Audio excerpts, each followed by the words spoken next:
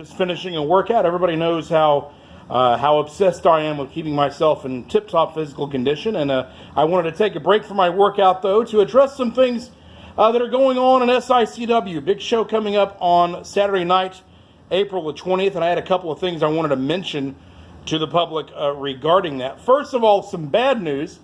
Unfortunately, you will not be seeing the King, Christopher Hargis, in action Saturday night, April the 20th. He has been suspended by SICW, and it was very much an unjust suspension. Their explanation was that the suspension came forth because after a match with Sean Vincent, the King pile drove Billy McNeil outside the ring on the hardwood floor and injured his neck. The problem with that explanation is that it neglects a couple of facts. If you go back and watch that match, it was Billy McNeil who ran into the ring after the match and attacked Chris Hargis first. Furthermore, he knocked the King out to the floor, and he came over the top rope with one of those high-flying lucha moves like they do in Mexico, and he hit the King with a maneuver on the floor. All the King did was react in self-defense with the pile drivers. So I'm not sure why the King gets suspended but not Billy McNeil. But nevertheless, my attorneys are looking into that, and by the time the legal entanglements of this are all said and done, I may just own SICW at the end of this, and you'll all thank me. So all of that is going on in the background. But in the meantime, as for this Saturday night, there's a couple of matches that are very important that I think deserve some discussion. First of all, the main event for the SICW Classic Wrestling Championship. The superstar Steve Fender defends his title against the longest reigning Classic Wrestling Champion in history, the Iron Man Ken Kasa. That is a very interesting bout for a lot of reasons. I know that I've heard the Iron Man over the last few months have a couple of interviews and make a couple of statements about how he was very disappointed in 2018 that he did not regain the Classic Wrestling title. That was a big goal of his, and so he was redoubling his efforts in 2019 to come away with that title. And I've even heard him infer on some of those interviews that maybe there's some people around him who have kind of stood in his way or taken opportunities away from him.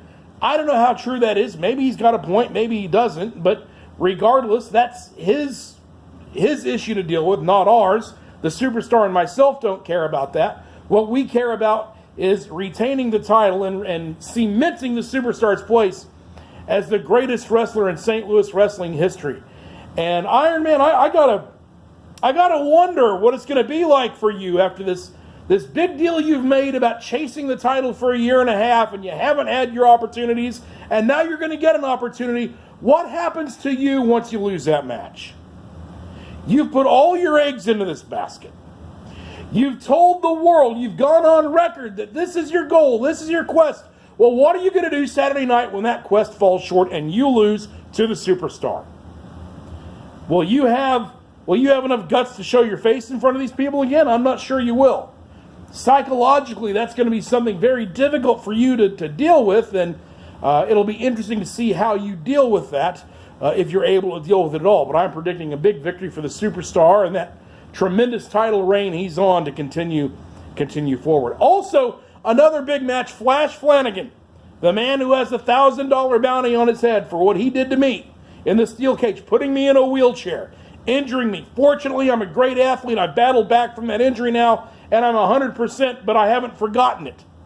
Well, Flash Flannigan is going to be in the ring with a man who is the perfect guy to collect the bounty.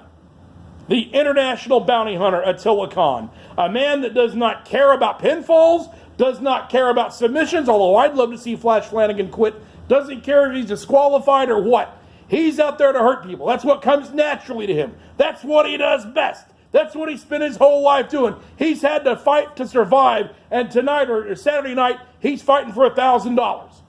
Now, I don't know if Atilla Khan is advanced enough to understand what to do with $1,000, or even conceptually what $1,000 means. He'd probably do this to you for free, Flash Flannigan, and I'd be fine with it. But I'm a philanthropist, I'll give him the money, but the most important thing to me is to see you, Flash Flannigan, carted out on a stretcher, put in a wheelchair, run out of wrestling, injured the way that you did to me. It's long overdue. So I'm looking for some good things Saturday night, even if the King can't be with us due to an unjust suspension.